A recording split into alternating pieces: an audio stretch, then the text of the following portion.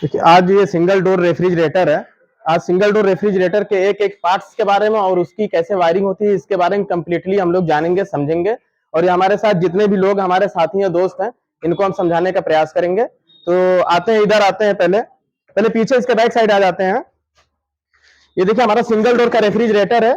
और कोई भी फ्रिज होती है जो, वो पहले तो ये समझना जरूरी है कि कोई भी फ्रिज जो होती है वो दो सिस्टम से मिलकर के कार्य करती है।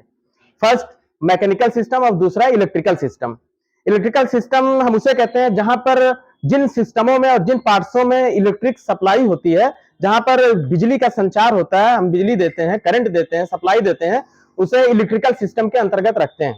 दूसरा आता है मैकेनिकल सिस्टम। मैकेनिकल सिस्टम उसे कहते हैं जिसमें इलेक्ट्रिक की सप्लाई नहीं देते हैं, जिसमें गैस का संचार होता है, उसे हम मैकेनिकल सिस्टम के अंतर्गत रखते हैं। तो इलेक्ट्रिकल सिस्टम के अंतर्गत जो है हमारा कंप्रेसर आ गया, रिले आ गया, ओवरलोड आ गया, थर्मोस्टेट आ गया, डोर स्विच आ गया और बल्ब आ गया। इतने कंपोनेंट्स हमारे इलेक्ट्रिकल सिस्टम के अंतर्गत आते हैं। बाकी जो बचे हमारे तो वो मैकेनिकल सिस्टम के अंतर्गत आते हैं, जैसे कंप्रेसर हो गया और कंडेंसर हो गया, फिल्टर हो गया, कैपिलरी हो गया और इवेपोरेटर हो गया। इतने जो मैकेनिकल सिस्टम के अंतर्गत आते हैं। कंप्रेसर इलेक्ट्रिकल सिस्टम और मैकेनिकल सिस्टम दोनों होता है, क्योंकि उसमें जो है रिले और लोड उस पर सप्लाई दी जाती है, इलेक्ट्रिकल जो है सप्लाई दी जाती है, और बाकी जो उसमें गैस भी, वो गैस को कंप्रेस करने का काम करता है हाई टेम्परेचर और हाई प्रेशर पर। तो आइए हम समझते हैं कि इसकी वायरिंग कैसे होती है। सबसे पहले ये देखिए, ये जो हमारी लीड होंगी, इसमें तो वो तीन वायर होते हैं। लीड से जो हमारे निकले होते हैं वो 3 वायर होते हैं। एक होता है फेस, एक होता है न्यूट्रल, एक होता है अर्थ। तो यहाँ पर जो है अर्थ नहीं दिया है। मान लीजिए अर्थ जो रहेगा तो बॉडी पर कहीं से हम लगा देंगे। यहाँ देखिए लगाने के लिए दिया रहता है सिस्टम। तो ये देखिए हमारा एक हो गया ये फेस, इसको हम फेस मान लेते हैं, ठीक है। इसको फेस हमने मान लिया रेड वाला। ये फेस जाएगा थर्मोस्टेट पर, थर्मोस्टेट के एक सिरे पर लग जाएगा और थर्मोस्टेट का दूसरा सिरा जो है वो आ जाएगा वापस कंप्रेसर के कॉमन वाले सिरे पर। ये फेस जो है, फेस जाएगा अंदर फ्रीज के अंदर। थर्मोस्टेट जो होता है, जो हमारे थर्मोस्टेट जो कूलिंग को कंट्रोल करने का काम करता है, और उसमें बेलोज और डायफ्राम नाम की पत्ती लगी होती है, जो हमारी आवश्यकता अनुसार जब टेम्परेचर अंदर के कंपार्टमेंट का मेंटेन हो जाता है तो वो समय के अनुसार वो कट ऑफ करने का काम करता है।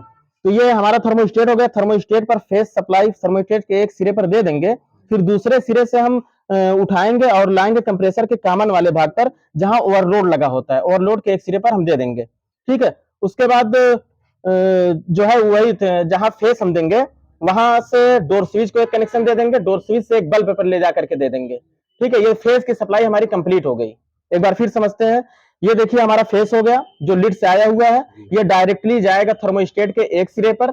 2 सिरे होते हैं, 2 टर्मिनल बने होते हैं। एक टर्मिनल पर हम ले जाकर के फेस लगा देंगे, ठीक। उसी से उठाएंगे एक लूप वायर का, ले जाकर के डोर स्विच में दे देंगे, और डोर स्विच के दूसरे टर्मिनल से एक लूप उठाएंगे, ले जाकर के दे देंगे बल्ब पर, ठीक। इतना क्लियर है। उसके बाद अब न्यूट्रल सप्लाई हमको उसमें देना है, ठीक है। तो अब क्या काम, और ये जो है थर्मोस्टेट के दूसरे सिरे से लेकर के आएंगे, फेस दे देंगे कंप्रेसर के कॉमन वाले सिरे पर, यानी ओवरलोड पर दे देंगे, ठीक। इतना हो गया। कंप्रेसर की कॉमन वायरिंग हो गई और थर्मोस्टेट, डोर स्विच और बल्ब पर फेस सप्लाई हो गई। न्यूट्रल की जरूरत है बल्ब को, ठीक है। तो यहां से अब एक वायर हम उठाएंगे। ये देखिए हमारा क्या है, न्यूट्रल। यहां से हमने न्यूट्रल उठाया और ले जाकर के दे देंगे डायरेक्ट कहां, बल्ब के दूसरे सिरे पर। तो ये पूरी अंदर की कंप्लीट सर्किट कंप्लीट हो गई, ठीक है। अब क्या काम करेंगे, हमको जो है ये मोटर, किसी भी मोटर को चलाने के लिए न्यूट्रल और फेस की जरूरत होती है। तो हमको यहाँ पर फेस मिल गया थर्मोस्टेट से आकर के। अब हमको इसको न्यूट्रल भी देना है। तो ये जो है चाहे अंदर से लेकर के आए वायर, चाहे यहीं से हमने जो है इसको ज्वाइन कर दिया है, एक लूप बना लिया है। अब ये क्या काम करेंगे, रिले के एक सिरे पर टर्मिनल पर इसको हमने लगा दिया। ये होगी पूरी फ्रिज की कंप्लीट वायरिंग, ठीक।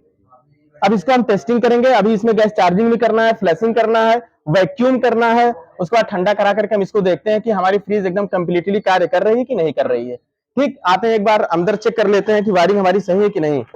ये देखिए हमारे फ्रिज के अंदर का सिस्टम है।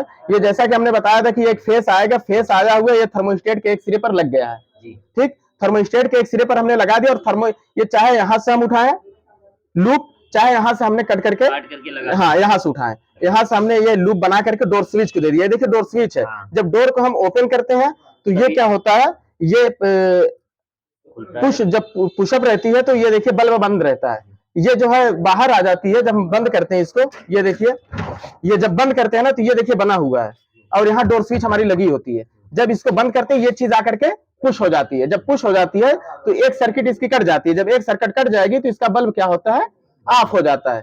फिर उसका जब डोर हम खोलते हैं तो ये चीज जो है पुश रहती है, ये चीज आ जाती है बाहर। जब बाहर आ जाती है तो ये हमारा बल्ब क्या होता है, जल जाता है।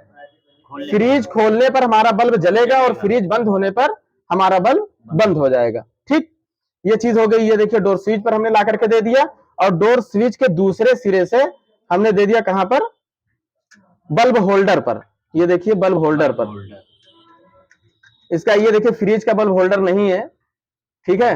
ये एलईडी का, ये कॉमन दीवार पर वाल पर हम लगाते हैं इसको, ये था नहीं इसका फ्रिज का होल्डर, इसलिए हमने इसको जो है समझाने के लिए यूज कर लिया है। ठीक है, अब ये तो मान लीजिए बल्ब का हो गया सब कंप्लीट। और ये देखिए न्यूट्रल, ये बाहर से जो है न्यूट्रल सप्लाई हम लेकर के आए हैं, ये बल्ब के दूसरे सिरे पर दे दिए। ठीक है, अब देखिए ये जो हमारे तार खुले हुए हैं, वायर खुले हुए, इसको हम टेपेड कर देंगे, क्योंकि खुले रहेंगे तो करंट की डर है, तो रिस्क वाला काम नहीं करना है। जी सर।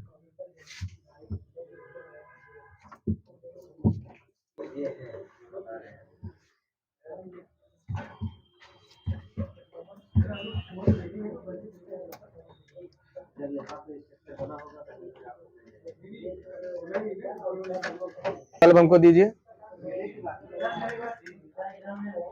ये देखिए हमने बल्ब लगा दिया है। ठीक है, लगा के अभी एक बार चेक कर लेते हैं कहीं कुछ सटा वगैरह तो नहीं है, टच नहीं है।